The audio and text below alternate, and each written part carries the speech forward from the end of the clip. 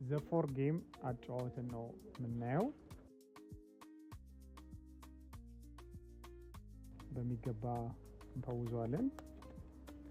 ከዛ የመጀመሪያ የምናደርገው ነገር አራት ተጫዋቾቹን እንሰጣለን። ስለዚህ ለሶስት ተጫዋች እንዲሆን አድርጌ ነው የምሰጠው።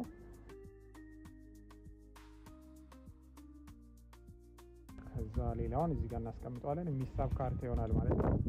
ስለዚህ አራት አድርገን እንሰጠዋለን ማለት ነው። ስለዚህ ልክ የጨዋታው ዋና ዓላማ ምንድነው?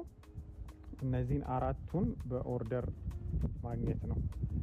መጀመሪያ ልብ፣ ከዛ ማካፈል፣ ከዛ ፊሽ ወይም አሳ፣ ከዛ ጥያቄ ምልክት። እነዚህን አራቱን ደርድሮ የጨረሰ አሸናፊ ይሆናል ማለት ነው። እነዚህ ሶስት ማዘዣ ካርዶች ይሄኛው ሲደርስ ማየት ይቻላል ማለት ነው። ሁለት ካርታ ማየት ይቻላል። የራሴን ወይም የሌላ ሰው ማየት ይችላለሁ። ይሄኛው ከደረሰ ኤክስቼንጅ ነው። እርስ በርስ ካርታዎችን ቦታ መቀየር ይችላለሁ፣ ወይም ደግሞ ከሌላ ተጫዋች መውሰድና የኔን መስጠት ይችላለሁ፣ ወይም ሌላ ሰዎችን ማቀየር ይችላለሁ ማለት ነው። ከዛ ይሄኛው ከደረሰ አጌን ነው የሚለው።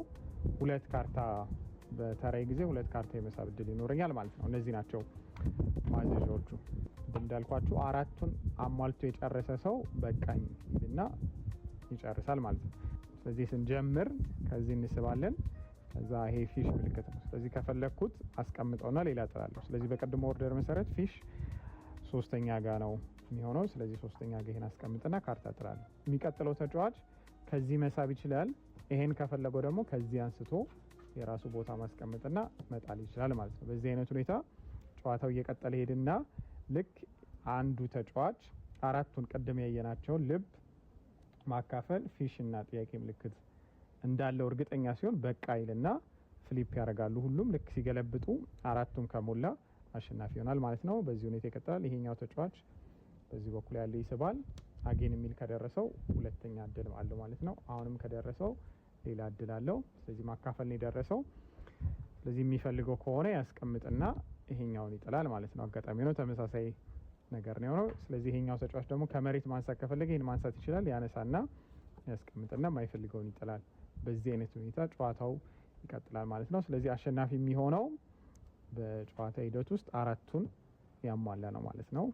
ስለዚህ ጨዋታው ሄዶ ልክ እዚህኛው ሰው ተራ ሲደርሰው እንደጨረሰ እርግጠኛ ከሆነ ምንም መሄድ አይችልም። ሳይሄድ ነው በቃ የሚለው ማለት ነው። ተራውን ሳይሄድ በቃኝ ይላል። ስለዚህ አሁን ይሄኛው በቃኝ ብለዋል። እዚህ በቃኝ ሲል ፍሊፕ ይደረጋል ካርታው የሁሉ ማለት ነው። ከዛ ማን አሸናፊ እንደሆነ ይታወቃል ማለት ነው።